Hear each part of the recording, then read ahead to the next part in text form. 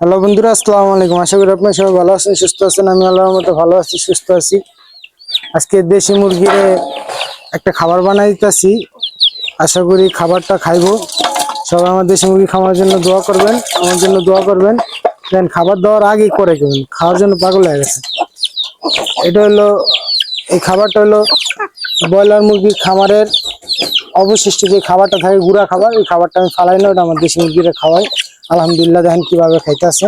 এটা আমি কি করি, এটা গুঁড়া তো, তাই বড় মুরগি খাইতে পারে না। এটার সাথে আমি কি করি, এই যে ভাতের মার ফ্যানটা মিক্স করি সুন্দরভাবে।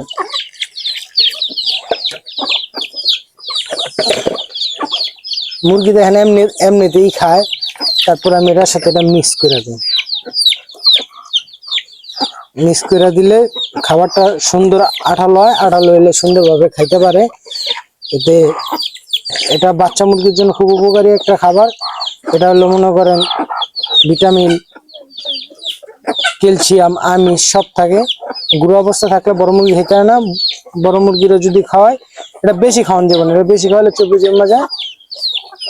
অল্প অল্প খাওয়াই, এতে কি হয়, মুরগির গ্রোথ বাড়ে, মুরগির গ্রোথ সুন্দর হয়।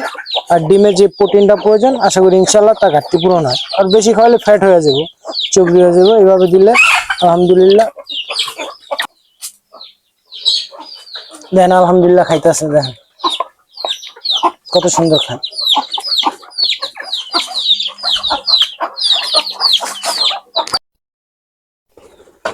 আহ আহ আহ আহ আহ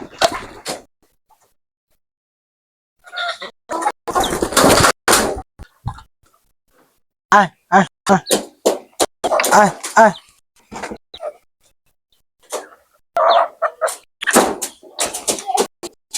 আলহামদুলিল্লাহ সুন্দর।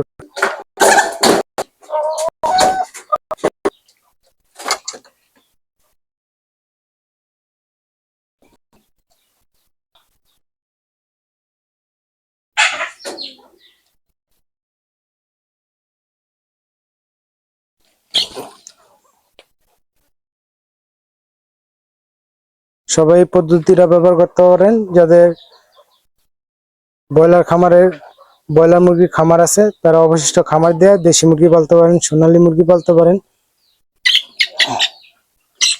এই খাবারগুলো আর নষ্ট হইব না। এতে খাবার আপনার দেশি মুরগি পাললে খাবার কম লাগবে।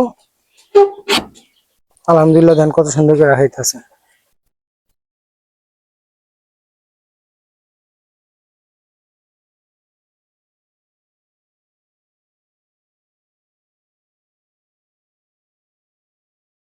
আজকে ভিডিও পর্যন্ত। সবাই ভালো থাকবেন, সুস্থ থাকবেন। আসসালামু আলাইকুম।